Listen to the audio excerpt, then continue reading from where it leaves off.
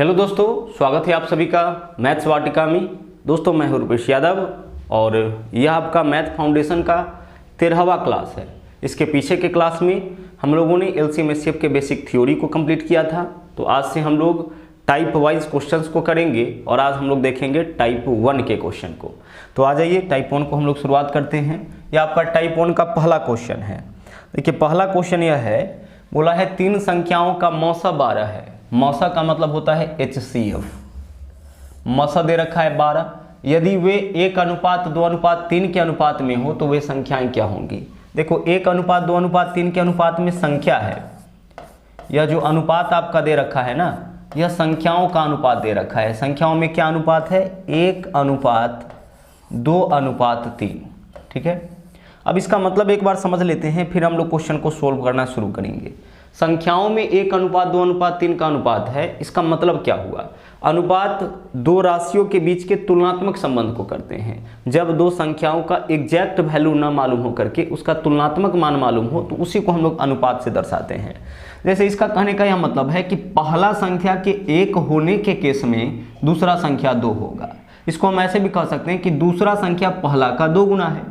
तो दूसरा संख्या पहला का 2 गुना है, तो इससे ना तो पहला संख्या हमें पता लगता है और ना ही दूसरा संख्या पता लगता है। हमें क्या पता लगता है? उन दोनों संख्याओं के बीच में तुलनात्मक संबंध क्या है, रिलेशन क्या है। तो रिलेशन यह है कि दूसरा संख्या 2 गुना है किसका? पहला संख्या का।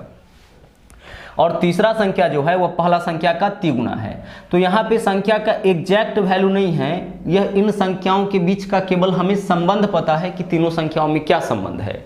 अब आगे बोला है कि इनका मौसा 12 है। तो हम इस तरीके के क्वेश्चन को बनाने के दौरान यह देखते हैं कि अनुपात के अलावा क्या दिया है। हम लोग क्या सोचेंगे कि अनुपात के अलावा क्या दिया है। अनुपात के अलावा जो दिया होगा हम इन अनुपातिक संख्याओं का भी वही निकालेंगे। अगर अनुपात के अलावा एलसीएम देगा तो अनुपातिक संख्याओं का भी हम लोग एलसीएम निकालेंगे।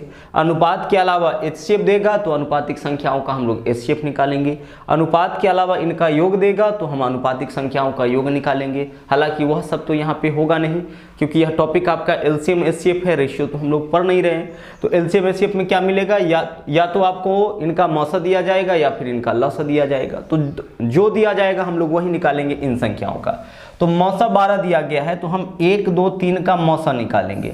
अब आप 1, 2, 3 का मौसा यानी कि एचसीएफ, मौसा को ही हम लोग एचसीएफ बोलते हैं ना, एचसीएफ बता दीजिए क्या होगा 1, 2 और 3 का। तो 1, 2 और 3 का एचसीएफ आपका 1 हो जाएगा।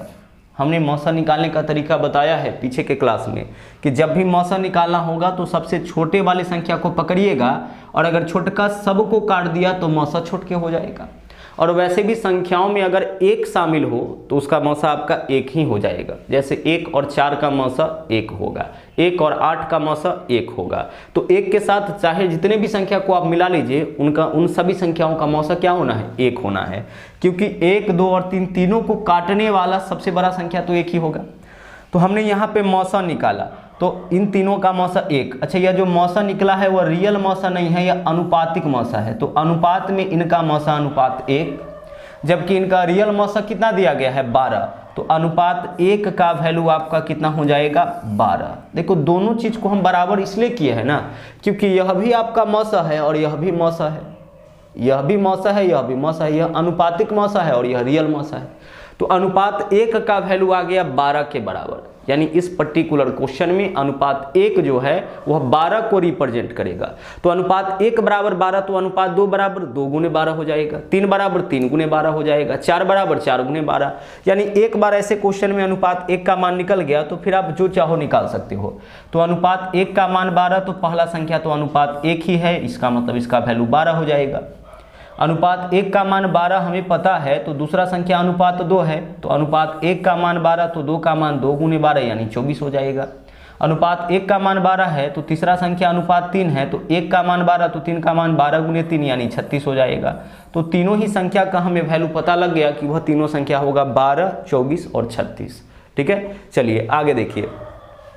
अब एक चीज और आपको हम बता दें, देखिए और हम आपको क्या बता दें कि अगर मौसा दिया जाए उस केस में ना संख्या निकालने के लिए आपको कुछ नहीं करना है। हमें इस मौसा से तीनों संख्या में गुना कर देना है। तो अनुपात 1 का मान क्या हो जाएगा आपका 12, तो यह 12 हो जाएगा। 12 से सब में बस गुना कर दीजिए, 12 दूना 24 और 12 तिया क्या हो जाएगा 36 हो जाएगा। तो हमारा आंसर यही 12, 24 और 36 हो जाएगा। मौसा से इन सभी संख्याओं में बस आपको गुना कर देना है, ठीक है। आपका संख्या पता लग जाएगा कब, जब मौसा दिया जाएगा तब। ध्यान रखिएगा कभी कभी लौसा भी दिया जाता है। आगे बढ़ते हैं, अगला क्वेश्चन देखिए सेम ही है, बट इस बार क्या है ना कि 3 संख्याओं का लौसा दे रखा है, एलसीएम दे रखा है। तो हम क्या करेंगे, इन अनुपातिक संख्याओं का भी एलसीएम निकालेंगे। तो तीनों संख्याओं में देखियो क्या रेशियो इस बार भी दिया है, 1, 2 और 3 का। पहला संख्या देख लीजिए, पहला संख्या आपका 1, पहला संख्या 1 रहने के केस में दूसरा संख्या 2 और तीसरा संख्या क्या है आपका 3। तुलनात्मक मान ही अनुपात आपका कहलाता है। अब हम लोग क्या करेंगे, क्वेश्चन में यह देखेंगे कि भाई अनुपात के अलावा क्या दिया है। तो अनुपात के अलावा एलसीएम दिया है, तो हम अनुपातिक संख्याओं का भी एलसीएम निकालेंगे। तो आप 1, 2 और 3 का एलसीएम निकालिए, यानी कि लौसा निकालिए। तो लौसा निकालिए, क्या होगा 1, 2, 3 का 6 हो जाएगा ना। जो भी विधि आपको पता है उससे 1, 2, 3 का एलसीएम निकालिए। मान लीजिए हम घेर घेर के ही निकाल लेते हैं 1, 2, 3 का एलसीएम। बोलिए कितना से भाग दे, तो किसी भी अंक से भाग नहीं दे सकते हैं, क्योंकि कम से कम 2 संख्या कटना चाहिए। तो इसका मतलब इसका गुणनफल एलसीएम हो जाएगा। और दूसरा तरीका हमने आपको क्या बताया था कि बड़ा वाला को पकड़िए और इसका पहाड़ा तब तक पढ़िए जब तक छोटा वाला सब ना काटे। तो 3 को ये दोनों नहीं काट रहा है, यह काटा है बट यह नहीं काटा है। तो 3 का पहाड़ा आगे पढ़ेंगे, 3 दूना 6, 6 को सब काटेगा तो हमारा एलसीएम क्या हो जाएगा 6 हो जाएगा। तो 1, 2, 3 बहुत ही सिंपल सा संख्या, इसका एलसीएम 6। अब यह एलसीएम 6 अनुपातिक संख्या का है, तो अनुपात 6 इसका एलसीएम हो गया। यह रियल एलसीएम नहीं है, अनुपातिक एलसीएम है। तो अनुपातिक एलसीएम इन तीनों का अनुपात 6, जबकि रियल एलसीएम कितना है 36। तो अनुपात 6 का वैल्यू जो होगा वह 36 के बराबर होगा। तो आप सोचो कि 6 बराबर अगर 36 है तो फिर अनुपात 1 का मान क्या होगा। तो 6 से काटिए 36 को, कितना हो जाएगा 6 हो जाएगा। काटिए ना, 6 × 6 36 होता है। तो अनुपात 1 का मान 6 के बराबर हो जाएगा। 6 बराबर 36 है तो 1 बराबर कितना 6। अब अनुपात 1 का वैल्यू 6 हो गया, तो पहला संख्या तो अनुपात 1 ही है, मतलब 6 हो जाएगा। दूसरा संख्या अनुपात 2 है, तो अनुपात 1 का वैल्यू 6 के बराबर, तो 2 का वैल्यू 2 × 6 यानी 12 हो जाएगा। अनुपात 3 का वैल्यू 6 × 3 यानी कि 18 हो जाएगा। तो तीनों ही संख्या का वैल्यू हमें पता लग गया, 6, 12 और 18। ठीक है, आगे बढ़ते हैं। अगला देख लीजिए, अगला क्वेश्चन क्या है। अगला क्वेश्चन यहाँ पे दिया गया है कि 2 संख्याओं का लौसा और मौसा 84 और 21 है। इस बार क्वेश्चन में देख लीजिए क्या दिया गया है, लौसा और मौसा, यानी कि यह लौसा है और यह मौसा है, दोनों दे रखा है, लौसा भी और मौसा भी। यदि संख्याओं में 4:1, 2 ही संख्या है और इन दोनों संख्याओं में रेशियो क्या है आपका 4:1 का रेशियो है, 4:1 का अनुपात है। इसका मतलब पहला संख्या दूसरा का 4 गुना होगा। दोनों में से छोटी संख्या का वैल्यू बताना है, तो देख के लग रहा है कि दूसरा संख्या ही छोटा है, पहला तो बड़ा है। जिसका अनुपातिक वैल्यू बड़ा होगा उसका मान वास्तव में बड़ा होगा, और जिसका अनुपातिक वैल्यू छोटा होगा उसका मान तो छोटा ही होगा। तो हमें बताना है कि छोटी संख्या कौन सी है, मतलब वास्तव में हमें दूसरी संख्या बताना है। तो हमने आपसे क्या कहा है अभी कि अनुपात वाले क्वेश्चन में आपको क्या देखना है कि अनुपात के अलावा क्या दिया है। तो इस क्वेश्चन में ना अनुपात के अलावा एलसीएम भी दे रखा है और एचसीएफ भी दे रखा है। तो दोनों में से किसी एक के हेल्प से आप क्वेश्चन को सोल्व कर लो। चलो हम देख लेते हैं, अगर एलसीएम दे रखा है तो हम इसका एलसीएम निकालते हैं। दोनों चीज करके हम देख लेते हैं। देखिए एलसीएम निकालते हैं, तो एलसीएम बताइए 4 और 1 का क्या हो जाएगा, 4 होगा ना।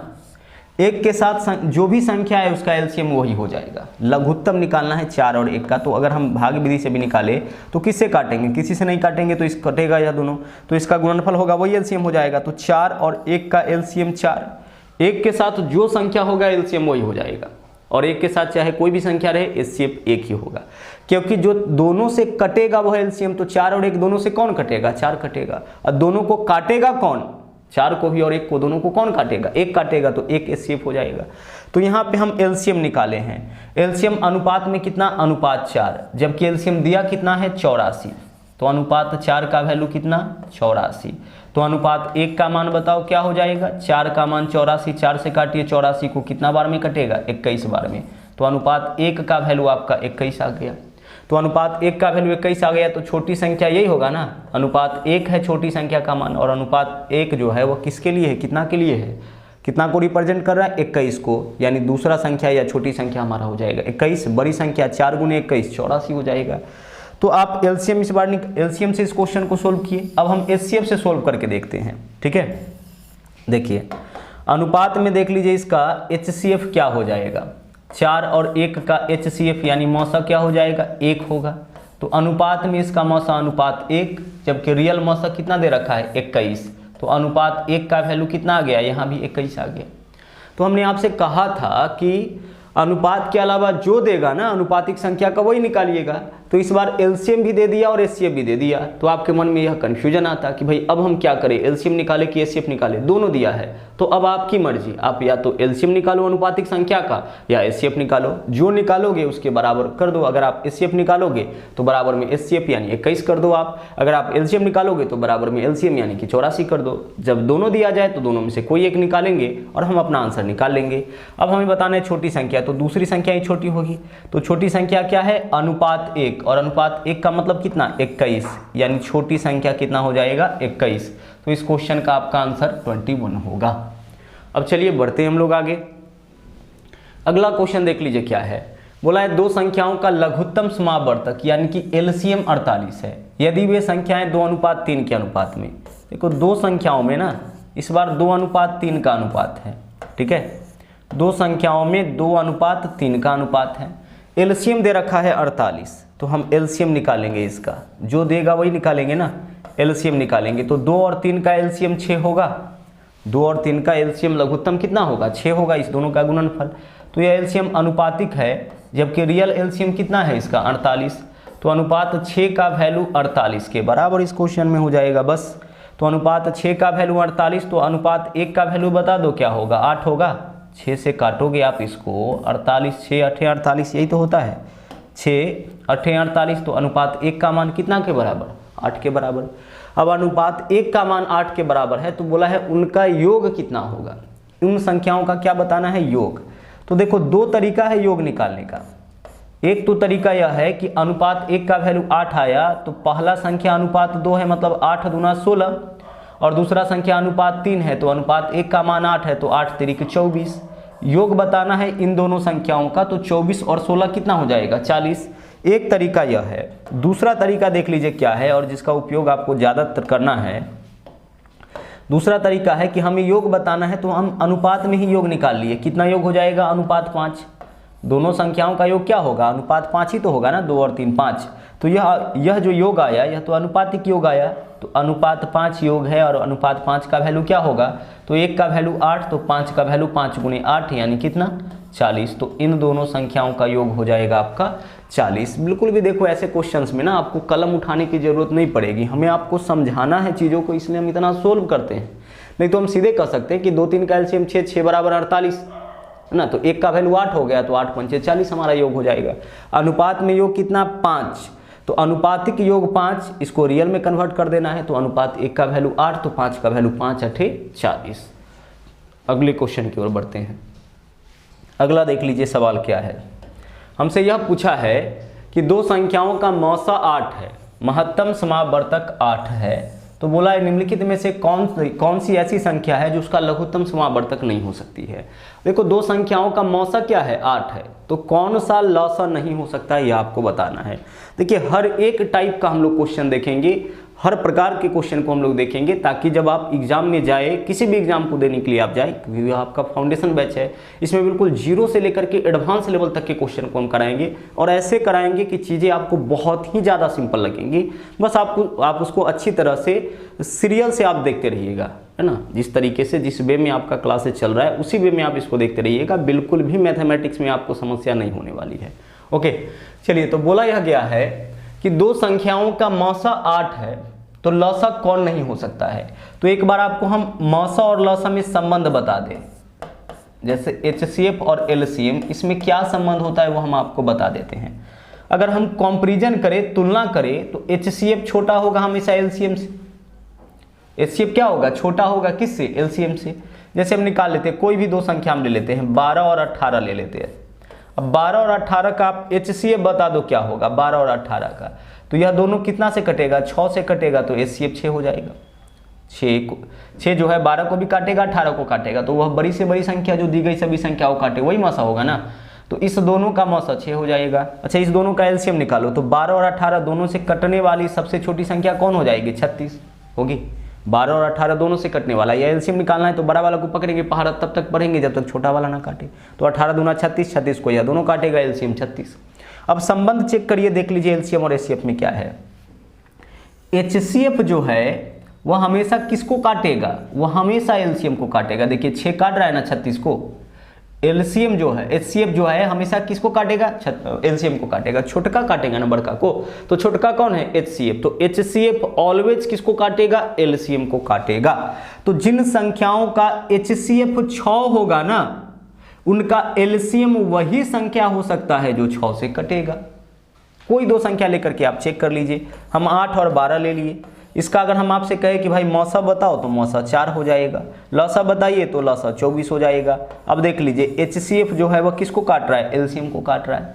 तो इसका मतलब हम यह कह सकते हैं कि अगर कोई दो संख्याओं का मौसा 8 है तो उसका लौसा यानी कि लघुत्तम वही होगा जो 8 से कटेगा। तो देखिए मौसा 8 है तो लौसा कौन नहीं हो सकता है, तो यह तो हो सकता है, तो इसको नहीं चुनना है। यह भी हो सकता है, इसको भी नहीं चुनना है। यह भी हो सकता है क्योंकि यह भी 8 से कटेगा, इसको भी नहीं चुनना है। किसको चुनना है, जो नहीं होगा उसको चुनना है। तो यही संख्या है जो इसका लॉसन नहीं हो सकता है, क्योंकि 8 जो है वह 60 को नहीं काटेगा। 8 किसको नहीं काटेगा, 60 को नहीं काटेगा। तो हमें उसी को चुनना था जो लॉसन नहीं हो सकता है। यह सब तो लॉसा हो सकता है, किसको चुनना है कि कौन नहीं होगा। तो आंसर हो जाएगा हमारा विकल्प डी। इस क्वेश्चन को ऐसे भी पूछा जा सकता है कि कौन लॉसा हो सकता है, तो जो कटेगा 8 से वह हो सकता है, जो नहीं कटेगा वह आपका नहीं होगा। ठीक है, तो अभी आपने क्या देखा कि एचसीएफ हमेशा एलसीएम को काटती है। आप अपने कॉपी में इस चीज़ का नोट भी बना सकते हैं कि एचसीएफ हमेशा किसको काटेगा, एलसीएम को काटेगा। अगर किन्हीं दो संख्याओं का मौसा 12 है तो एलसीएम क्या हो सकता है, जो 12 से कटेगा। 24 हो सकता है, 36 हो सकता है, 60 हो सकता है। 12 से कटने वाली ही कोई ना कोई संख्या होगी। आगे चलिए, छठवां क्वेश्चन देखिए क्या है। 3 संख्याओं में 3, 4, 5 का अनुपात। देखो 3 संख्या इस बार, और इन तीनों में क्या अनुपात दे रखा है, 3, 4 और 5 का। थोड़ा सा चीज़ों को और हम लोग शॉर्ट करेंगे, ठीक है। 3, 4, 5 का इनका एलसीएम 2400 है। एलसीएम क्या दे रखा है, 2400 दे रखा है। तो एक देख लीजिए तरीका क्या है। 3, 4, 5 एलसीएम दे रखा है, तो हम क्या करेंगे, एलसीएम निकालेंगे अनुपात में। थोड़ा सा और अलग तरीके से चीज़ों को हम लोग समझेंगे। यहाँ पे एलसीएम दे रखा है कितना, 2400। इसका एलसीएम निकालिए। 3, 4, 5 का एलसीएम 60 होगा। 3 चौके 12 पंचे 60। अरे 3, 4, 5 किसी से नहीं कटने वाला है, तो इस तीनों को जो गुना करेंगे वही इसका एलसीएम होगा ना। लघुत्तम 3, 4, 5 का लघुत्तम कितना, 60। तो अनुपात में इसका एलसीएम अनुपात 60, जबकि रियल एलसीएम कितना दे रखा है, 2400 दे रखा है। अब देखो अनुपात 60 का वैल्यू कितना, 2400। तो यहाँ से आप अनुपात 1 का मान निकाल सकते हो ना। हाँ सर निकाल सकते हैं। 60 से काटिए, 60 गुने 40, 2400 हो जाएगा। तो अनुपात 1 का वैल्यू कितना, 40 आ गया। अनुपात 1 का वैल्यू कैसे निकाले, अनुपात 60 का वैल्यू 2400, तो 1 का मान 2400 बट्टा 60, यही तो किए हैं ना। 2400 बट्टा क्या किए हैं, 60 किए हैं, तब अनुपात 1 का मान आया। इस चीज़ को आप ध्यान रखिएगा। अब अनुपात 1 का मान 40 है, तो बोला है इन संख्याओं का महत्तम बताइए। तो हम क्या करेंगे कि अगर तीनों संख्या हम निकाल ले, जैसे अनुपात 1 का मान 40 है तो 3 का मान 40 दिया 120, 4 का मान 40 चौके 160, अरे 1 बराबर 40 है, और 5 का मान 40 पंचे 200। अब इस तरीके से इस फॉर्म में संख्या आ गया है, तो अब हम अभी भी हम इसका मौसा निकाल सकते हैं। बोला है इन संख्याओं का मौसा, तो पहले संख्या निकालिए, अब इसका हम मौसा निकाल सकते हैं, लेकिन मौसा कठिन हो जाएगा। फिर भी इसको हम सिंपल बनाने का प्रयास करते हैं। देख लीजिए, सबसे पहले तीनों में 0 है तो मौसा में 0 आ जाएगा। तो अब इसका काम हम लोग कर लिए। अब आगे सोचो कि 12, 16 और 20 को काटने वाली सबसे बड़ी संख्या कौन है, 4 ही तो है ना। 4 तिया 12, 4 चौके 16, 4 पंचे 20, यानी 12, 16, 20 का मौसा कितना, 4, और सब में 0 था तो एक 0 दे दिए, तो 40 इसका मौसा हो गया। लेकिन फिर भी थोड़ा सा कठिन हो गया। अब इसको और सिंपल करने का देखो तरीका क्या है। और सिंपल जो हम लोग अगर इसको करना चाहे तो तरीका देख लीजिए क्या है।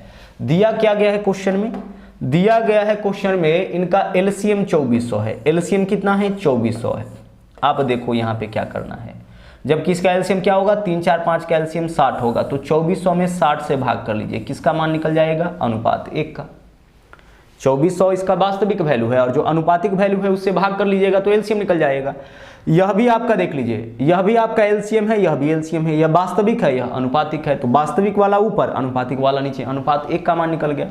हमें बताना इनका मौसा यानी कितना का मान, तो 3, 4 और 5 का मौसा 1 होगा, क्योंकि इस तीनों को काटने वाली सबसे बड़ी संख्या कौन है, 1। तो हमें अनुपात 1 का मान निकालना है, तो हम 1 से गुना कर लेंगे। जो देगा उससे भाग करेंगे और जिसका मान निकालना होगा उससे गुना करेंगे। तो एलसीएम दिया है तो अनुपात में एलसीएम निकालेंगे, उससे भाग करेंगे। 2400 एलसीएम है, इसके अनुपातिक एलसीएम से भाग करेंगे, अनुपात 1 का मान, और मौसा निकालना है तो 3, 4, 5 का महत्तम 1 ही तो होगा, 1 का मान निकालना है तो 1 से गुना। 60 से काट लीजिए, आंसर आपका क्या हो जाएगा, 40 हो जाएगा। अगर हमें निकालना होता है इन संख्याओं का योग तो 5, 4, 9, 3, 12 से इसमें गुना कर लेते। पहला संख्या तो हम 3 से गुना, दूसरा संख्या तो 4 से गुना, तीसरा संख्या तो 5 से गुना, मतलब जो निकालना होता हम उतना से क्या कर लेते, गुना कर लेते। तो यह भी एक बेस्ट मेथड है और बहुत ही आराम से आप अपना रिजल्ट इस मेथड से भी निकाल सकते हैं। आगे बढ़िए, अब आगे हम लोग बात करेंगे क्वेश्चन नंबर 7 का। देख लीजिए क्वेश्चन नंबर 7 क्या है, बोला है दो संख्याओं को भाग के तरीके से मौसा निकालने में अंतिम भाजक 75। अंतिम भाजक क्या आया, 75। आपके जानकारी के लिए बता दे कि जब भाग विधि से आप मौसा निकालिएगा ना, तो जो अंतिम भाजक होता है वही आपका मौसा हो जाता है, वही एचसीएफ हो जाता है। और क्रमिक भागफल 3, 1, 1 और 3, क्रमिक भागफल 3, 1, 1 और 3, कई सारे भागफल आते हैं, क्रमिक भागफल यही है। तो बोला है दोनों संख्याएं क्या होंगी, ठीक है, दोनों संख्याएं हमें ढूंढना है कि क्या होगा। सबसे पहले तो हम इसे ट्रिकली सोल्व कर लेते हैं। हमने आपसे क्या कहा कि अंतिम भाजक जो होता है वह एचसीएफ होता है। हम चेक कर लेते हैं, चेक करके आपको बताते हैं। जैसे 8 और चलिए 8 और एक संख्या कुछ भी ले लेते हैं, 20 ले लेते हैं, इसका हमें मौसा निकालना है भाग के तरीके से। चलिए शुरू करते हैं। कैसे निकालते हैं मौसा, छोटी संख्या से आप बड़ी संख्या में भाग करते हैं, भाग विधि से मौसा तो आप ऐसे ही निकालते हैं। अब 8 से भाग करिए, 8 दूना क्या हो जाएगा, 16 हो जाएगा। शेष क्या बचा आपका, 4।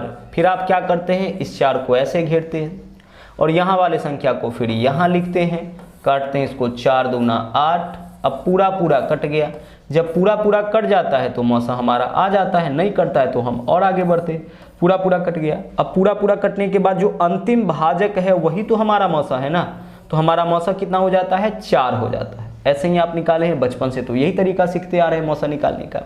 हम क्या करते हैं, हमेशा छोटी संख्या से बड़ी संख्या में भाग करते हैं और जो अंतिम भाजक, देखो जिससे भाग करते हैं वह भाजक होता है और जिसमें भाग करते हैं वह भाज्य होता है, और यहाँ जो परिणाम होता है वह भागफल, और जो लास्ट में बच जाता है वह शेष। यही तो होता है, भाजक है, भाज्य है, भागफल है, शेष है। और एक नियम भी क्या है, भाज्य बराबर भाजक गुने भागफल जोड़ शेष। देखो तो ई वाला वैल्यू को अगर निकालना है तो 8 दूना 16 और 4 20 आ जाएगा।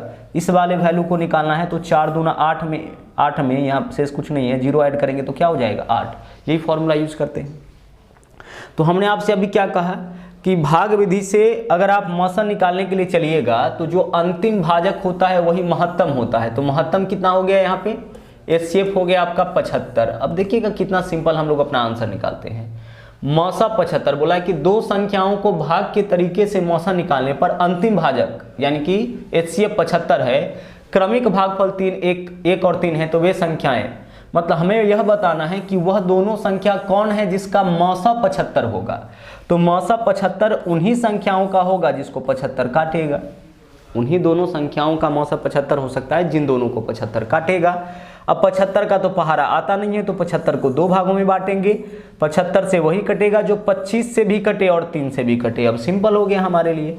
देखो भाई 75 का तो हमें पहाड़ा पता नहीं है, तो हम क्या करेंगे, हम यह करेंगे कि अगर कोई संख्या 25 और 3 दोनों से कटता होगा तो वह 75 से कटेगा। अगर हमें यह पता करना है कि कौन सी संख्या 33 से कटती है, तो 33 का पहाड़ा नहीं आता है, तो 33 को 2 भाग में तोड़ लिए, 11 और 3 ऐसे 2 भागों में तोड़िएगा जिसका एलसीएम 33 हो जाए। अब हम क्या करेंगे, अगर कोई संख्या 11 और 3 दोनों से, 11 से, केवल 11 से नहीं, 11 और 3 दोनों से कटता होगा तभी 33 से कटेगा। अब मान लीजिए 11 से नहीं कटेगा तो वह 33 से नहीं कट सकता है, 3 से नहीं कटेगा तो 33 से नहीं कटेगा, दोनों से कटेगा तब 33 से कटेगा, दोनों में से किसी एक से कटेगा तब वो 33 से नहीं कटेगा। तो 75 से कौन कटेगा, जो 25 और 3 दोनों से कटे।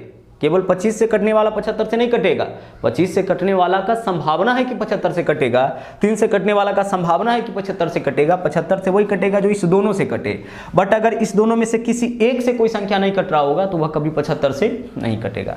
तो हम चेक करते हैं, देखिए कि किन दो संख्याओं का, ऑप्शन तो दिया गया है तो ऑप्शन से चेक करते हैं कि वह दोनों संख्या कौन हो सकता है जिसका मौसा 75 होगा। तो वह दोनों संख्या वही होगा जो दोनों का दोनों 75 से कटे, मतलब 25 और 3 से। तो 3 से पहले चेक करते हैं। देखिए तो अंकों का योग 5, यह 3 से नहीं कटेगा, दोनों को चेक करने की आवश्यकता नहीं है, यह 3 से नहीं कटेगा।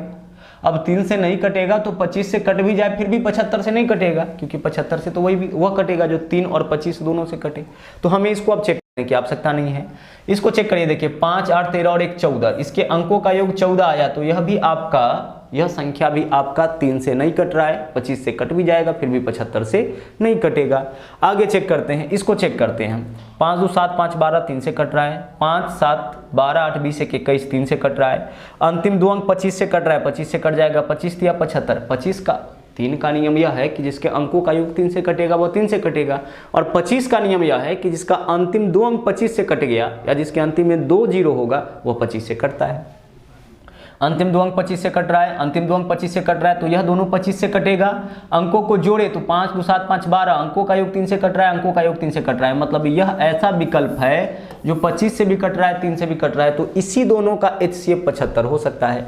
आगे चेक करते हैं, देखिए 5 7 12 5 17, इसके अंकों का योग 17 आया, यह कभी 3 से नहीं कटेगा, 3 से नहीं कटेगा तो आगे 25 से कट भी जाएगा फिर भी 75 से नहीं कटेगा, और 75 से नहीं कटेगा तब तक इस दोनों का HCF 75 नहीं होगा। तो हम लोग बहुत ही आराम से अपना आंसर चुन लेंगे, बहुत ही आराम से क्वेश्चन को देखेंगे, आंसर अपना हम लोग पता लगा लेंगे कि कौन सा ऑप्शन हमारा आंसर होगा। लेकिन अब इसको हम लोग थोड़ा सा प्रैक्टिकली समझ लेते हैं, ठीक है। दो क्वेश्चन है इस तरीके का, इसको समझ लेते हैं, बाकी अगला क्वेश्चन हम कर सकते हैं। देखिए बोला है अंतिम भाजक 75 और क्रमिक भागफल 3 1 1 और 3, यही है ना। तो हम इस तरीके से लिख सकते हैं, ठीक है, हम इस तरीके से लिख सकते हैं 3 1 1 और 3, ओके, ठीक है। क्रमिक भागफल क्या दे रखा है, क्रमिक भागफल है 3 1 1 और 3, तो यहाँ डालिए 3, यहाँ पे डालिए 1, यहाँ पे डालिए 1 और यहाँ पे डालिए 3, 3 1 1 3, ठीक है। और अंतिम भाजक 75 है, तो अंतिम भाजक का तो स्थान यही है ना, तो यहाँ पे आप लिख लीजिए 75। क्रमिक भागफल 3 1 1 3, तो 4 जगह हम लोग बनाए क्योंकि 4 भागफल है, भागफल का तो स्थान यही है। यह स्थान किसका है, भाज्य का स्थान है, और यह बीच वाला स्थान किसका है, यह बीच वाला स्थान आपका भाज्य का है। अब आ जाइए क्वेश्चन सोल्व करना हम लोग शुरू करते हैं यहाँ से। आप एक चीज बताइए कि अंतिम में शेष क्या बचेगा, अंतिम में शेष कुछ नहीं बचेगा, लास्ट में तो कुछ शेष नहीं बचेगा। अब ऊपर सबको छोड़िए, इस वाले पार्ट का मान निकालिए, तो भाज्य होगा, तो भाज्य बराबर भाजक गुने भागफल जोड़ शेष, तो 75 या 225 में 0 ऐड करेंगे, कितना हो जाएगा 225। तो देख लीजिए अंतिम भाज्य हम लोग निकालिए 225। यह 225 कहाँ से आया होगा, यहाँ से आया होगा। अभी हम और चीज क्लियर करेंगे, यहीं से आया होगा ना 225। अब इसका भाज्य निकालिए, भाजक गुने भागफल जोड़ शेष 225 एकम 225 में 75 ऐड करेंगे 300, और यह जो 300 है आपका कहाँ से आया होगा, यहाँ से आया होगा, ठीक है। अब आगे भाग करिए, 300 में 1 से भाग करिए, गुना करिए 300, भाजक गुने भागफल जोड़ शेष 300 में 1 से गुना करिए 300 प्लस 225 525, यह आपका हो गया भाज्य। यह 525 कहाँ से आया होगा, यहाँ से आया होगा, ठीक है। 525 में 3 से गुना करिए, 525 दिया 1575 और 300 1875, 1875 आ गया। यानी ऊपर में जो दोनों आया है यही दोनों संख्या होगा, क्योंकि छोटी संख्या में बड़ी संख्या में छोटी से भाग किया गया होगा। तो एक संख्या 525 और दूसरा संख्या 1875 हमारा आ गया, ठीक है। एक संख्या क्या आया 525 और दूसरा संख्या क्या आ गया 1875। जैसे मान लीजिए कि अगर हम भाग विधि से सोल्व करना, इसको सोल्व शुरू कर दे, 525 हम संख्या यही ले लेते हैं, 525 ले लेते हैं और 1875 ले लेते हैं। अब आइए इसको हम लोग सोल्व करते हैं भाग विधि से, ओके। चलिए भाग विधि से हम लोग इसको सोल्व करके देख लेते हैं। अगर हम 525 और कितना है आपका 1875 है ना, तो 525 का पहाड़ा कितना बार पढ़ सकते हैं हम, 3 बार पढ़ सकते हैं। तो 525 तिया 4 बार तो नहीं पढ़ सकते ना, 525 तिया कितना हो जाएगा 1575 आया। देखिए यहाँ पे 0 0 और 18 में से 15 माइनस करेंगे 3, तो 300 हो जाएगा। अब आप क्या करोगे, इस 300 को घेरोगे और यहाँ पे इस वाले संख्या को उतारोगे 525, 300 एकम 300, यही होगा ना। शेष क्या बचेगा आपका 225 बचेगा। फिर आप क्या करोगे, इस 225 को घेरोगे और यहाँ वाला संख्या उतारोगे, लिख दो आप 225 एकम 225, क्या बचा आपका यहाँ पे यहाँ पे बचा आपका शेष 75, फिर आप इस 75 को घेरोगे और यहाँ पे किसको लाओगे आप 225 को। 75 पंचे कितना आया आपका 225 आ गया, पूरा पूरा क्या हो गया आपका कट गया पूरा पूरा। तो अंतिम भाजक कितना आया 75, तो यही हमारा क्या हो जाएगा, यही हमारा हो जाएगा मौसा। अब ध्यान से समझना, अगर मान लीजिए कि यहाँ वाला संख्या हमें पता नहीं है, इसका पता हमें लगाना है, केवल यह दोनों पता है, शेष पता है, तो कैसे पता लगाएंगे, तो हम करेंगे भाजक गुणे भागफल जोड़ शेष, तो 75 पंचे 225, यही आएगा ना। अब यह 225 कहाँ से आया होगा, यहाँ से आया होगा, यहीं से आया होगा ना, तो यहाँ पे हम क्या डालेंगे 225। तो दोनों ही ऑर्डर में जा सकते हैं, ऊपर से नीचे हम आ सकते हैं या फिर नीचे से हम ऊपर जा सकते हैं, दोनों ही तरीके से क्वेश्चन को सोल्व कर सकते हैं। एक हमने बेसिक तरीका भी इस क्वेश्चन को बनाने का आपको बताया, तो उस तरीका का भी आप उपयोग कर सकते हैं। चलिए अब इस क्वेश्चन में हम लोग आ जाते हैं। अगला क्वेश्चन देखिए क्या है, दो संख्याओं का HCF निकालते समय अंतिम भाजक 52 पाया गया। अंतिम भाजक 52 यानी कि महत्तम कितना है 52। जब महत्तम 52 उन्हीं दोनों संख्याओं का हो सकता है जो 13 से भी कटे और 4 से भी कटे। मौसा उन्हीं का होगा जो 52 से कटे, और 52 का डिविजिबिलिटी चेक करना थोड़ा मुश्किल है, तो 52 से वही कटेगा जो 13 से भी कटे और 4 से भी कटे। तो हम ऐसे ऑप्शन को चुनेंगे जो 13 और 4 दोनों से कटे। तो दोनों में से ज़्यादा आसान किससे चेक करना है, 4 से। 4 से वही संख्या कटता है जिसका अंतिम दो अंक 4 से कटे। तो इसको चेक करिए, अंतिम दो अंक 4 से कटेगा, 14 4 से नहीं कटेगा, हटा दीजिए, दोनों का दोनों कटना चाहिए ना। अंतिम दो अंक देख लीजिए, 4 से कटेगा, नहीं कटेगा, दोनों का हटा दीजिए। अब इस ऑप्शन को देखिए, अंतिम दो अंक 4 से कटेगा, अंतिम दो अंक 4 से कटेगा, तो 4 से कट गए। अब 13 से चेक करेंगे, 13 छक्के 78, 6 होगा 67, 13 पंचे 65, 2 13 दूना 26 कट गया, 13 तिया 39, 13 एकम 13, 2 13 दूना 26। तो हमारा आंसर क्या हो जाएगा, विकल्प सी। विकल्प सी के दोनों संख्या 13 से भी कट रहा है और 4 से भी कट रहा है, मतलब कि यह 52 से भी कटेगा। अगर भाग विधि से आप इसको सोल्व करना चाहते हैं तो क्रमिक भागफल देखिए क्या है, 2 11 और 7, तो 3 जगह बनाइए, 2 11 7। अंतिम भाजक देख लीजिए कितना है 52, तो यहाँ पे आपका क्या आ जाएगा 52 आ जाएगा। क्रमिक भागफल 2 11 7, तो यहाँ पे लिखेंगे हम 2, यहाँ पे लिखेंगे 11, यहाँ पे लिखेंगे हम 7। अंतिम बार शेष क्या बचेगा, कुछ नहीं बचेगा। अब नीचे से आप ऊपर चले जाइएगा, आपका वैल्यू आ जाएगा, आपका आंसर आ जाएगा। तो इस तरीके से भी हम लोग ऐसे क्वेश्चन को सोल्व कर सकते हैं। तो टाइप 1 में हम लोग यही देखेंगे, इतने तरीके के क्वेश्चंस को देखेंगे, और आज हम यहीं पे छोड़ेंगे। इसके बाद बाकी का जो कॉन्सेप्ट है यानी कि टाइप 2 को लेकर के हम अगले दिन आपके बीच उपस्थित होंगे। तो मिलते हैं अगले दिन एलसीएम के टाइप 2 के साथ। थैंक यू, जय हिंद।